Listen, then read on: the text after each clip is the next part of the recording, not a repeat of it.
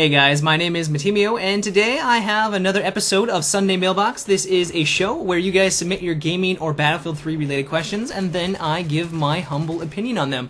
If you'd like to submit your own question, you can do so by sending me a YouTube message with the title line Q&A, and I could potentially talk about it in an upcoming episode. The first question for today is, I would love to see DICE add in flashbangs or stun grenades. It would bring a whole new aspect to the game that I would really love to see.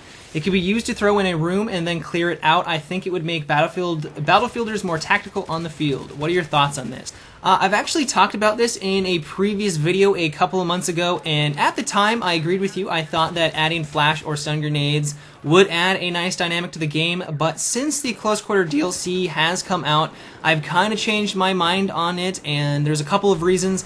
The first reason being is that I think because on the Close Quarter maps everything is of course very condensed, people would spam it and it would get just ridiculously frustrating. On maybe something like Caspian Border or the larger maps, it would be a little bit more balanced because they just wouldn't be as effective. But because everything is just so condensed on the Close Quarter maps, I can't really imagine it being not a frustration that would just ensue if these things were implemented.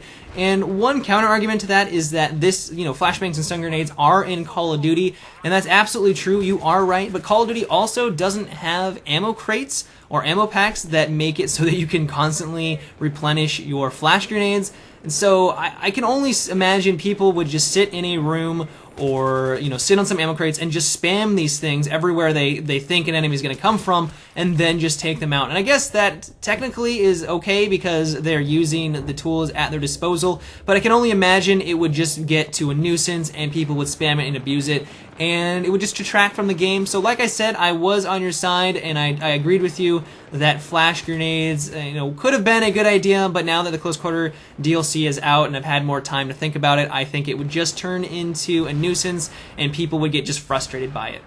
The next question for today is, are you getting annoyed as I am with the minimap? I know it makes sense to break the minimap into whatever level you're currently on, but it's really annoying, especially with the headset, to hear tons of bullets and explosions as if they're right next to you, to only have them be on another level. I find myself constantly taking time to spin around and checking my surroundings. It would be really easy to make the people who are not using the suppressor to show up on the map as a different colored triangle like in Halo. What are your thoughts?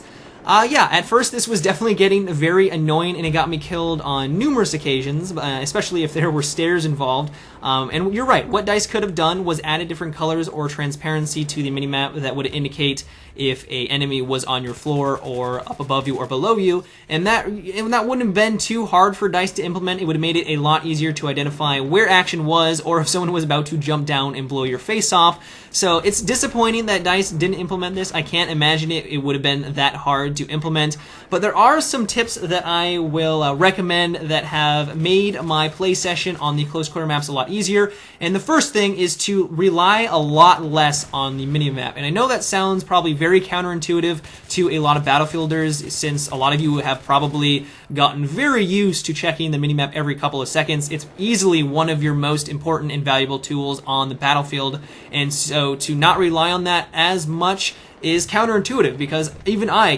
check it all the time, even when I am playing on Close Quarters, but it's just not as reliable. Another tip that I have is to use the visual cues that DICE has given you, and one of them is the blue or green triangle that is above your ally's head, depending on what squad they are. And where this comes in handy is if an enemy or a potential enemy is running up some stairs, but you weren't sure if it was a foe, what you can do is look in the direction of those stairs and, kind of up above you or below you, depending on what direction you thought they were heading. And if you see that blue triangle behind the wall, you'll know it was an ally. But if you don't see anything, take it a little bit more cautiously. It was probably an enemy. And don't go all Rambo style in there, because you're going to get your face blown off by an enemy. And that is one trick that I have been using. It's made my experience on the Close Quarter maps a lot more fun. And you're right, the verticality has made the sound system a little wonky, and it is hard to identify if an enemy is nearby. But I guess I can't really see that being too large of a complaint, considering that it's always a good idea to check your flanks every once in a while. And if you do hear shooting, it's not a bad idea to check behind you and make sure it's not directed at you. So hopefully these couple of tricks will be helpful and make your Close Quarter experience a little bit more fun. The final question for today is, what do you think about adding a new device that works as a radar/map jammer that would make your map kind of blurry and shaky once you step into its range, and let's say it has the same range as a Tugs or an MAV.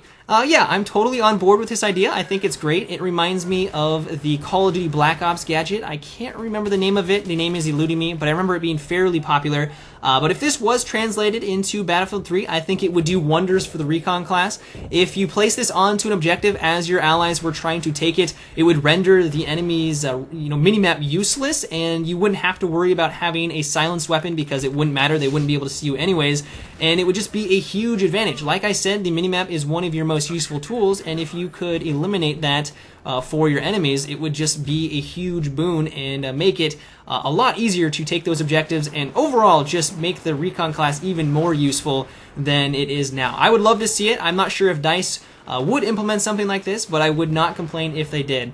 But that's it for today's Sunday Mailbox, guys. I hope you enjoyed. Now you know what I thought about these topics. I would love to hear your thoughts in the comments section below. If you enjoyed the video, I always appreciate it when you give my videos a rating, and if you haven't already, subscribe for more videos. But until next time, guys, have a good one and take it easy.